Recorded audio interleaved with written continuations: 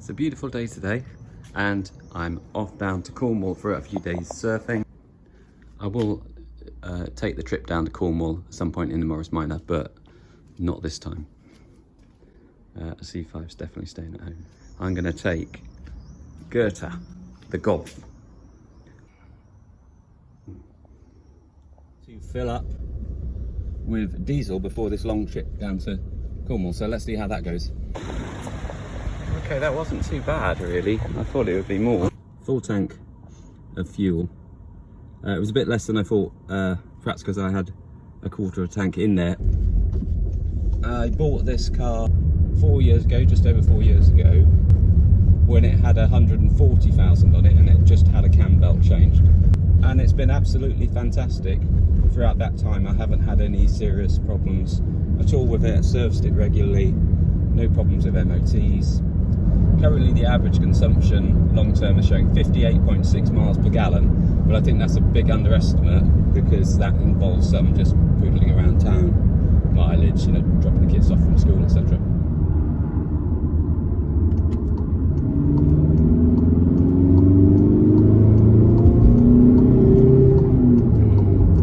I tend to drive it at just 65, 75 miles an hour, annoying everyone else, because I get such brilliant fuel economy with it when I'm driving like that. So I'm just getting up to speed and then approaching 65. I'm going to put the cruise on now. So I've taken foot off the accelerator. I'm just going to nudge the speed up a bit to 70. And it takes a bit of getting used to, but you'll see in a minute as I approach a car that's moving slower, there's one coming up, it will slow down for me. So it's now slowing down because the car in front is slowing down as it goes up the hill. So that's car's pulling out. Now it's going to speed up as I come up to the car in front. The radar hasn't detected that car, which is going slightly slower than me. Not touched the pedal there at all. It's just slowed down by itself. I can check my mirrors, I can see this car's coming up behind me, so I'm not going to pull out. So I'm now going to indicate plenty of space behind me. And the car's now speeding up. Not touched the accelerator or the brake.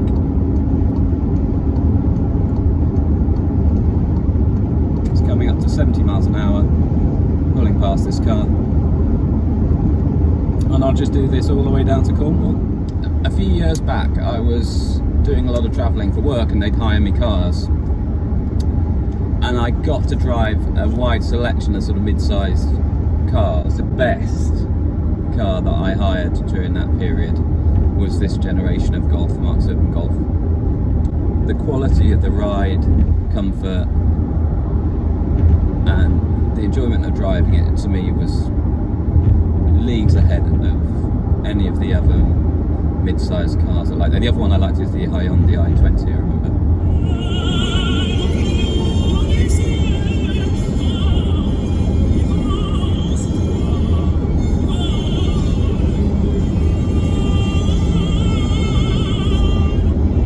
I know there are a lot of worries and scare stories about diesel particulate filters on these modern diesels, and that's one of the reasons why they're not so popular, and actually they're good value. I have not had any problems, and I think that's because I use the car for what it's designed for. I will do regular trips on longer distances, cruising along at sort of 65 to 75 miles an hour, and that's exactly what the car's meant for. That blows everything out, it doesn't get coked up and clogged up, and I've never had any problems with the DPF.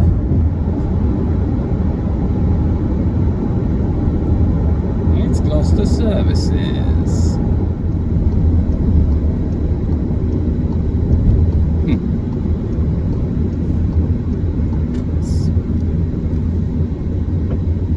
There's a bit of a queue to get in. 152.2 miles done, average 71.5. I think that'll go down a bit once we get going over Exmoor and go into Cornwall. Nice services though.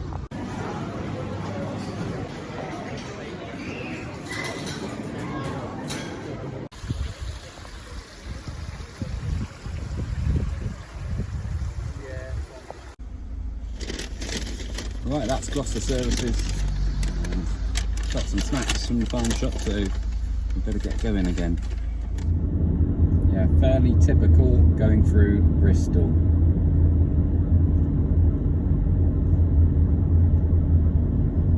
Traffic's cleared up and moving along nicely as expected along the M5 down through Somerset. On a long trip like this, it just makes such a difference not to have to use your feet.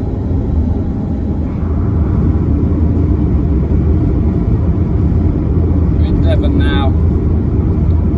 I'm going up over Exmoor, so fuel economy is taking a big hit going up and down these Devon hills already. Right, we're on the A39, right into Devon now. Different sort of driving this, but the car still works really well for it. I don't have to change gear too often.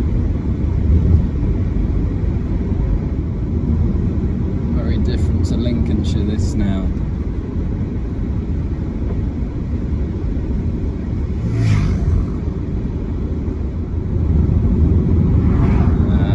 That's Cornwall. We made it.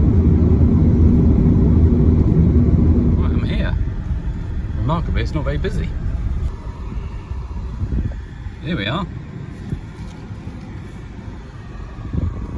69.8 miles per gallon. Oh, I just couldn't get it above 70 on those up and down roads. So now I'm going to unpack a bit and then I'm going down to the seaside.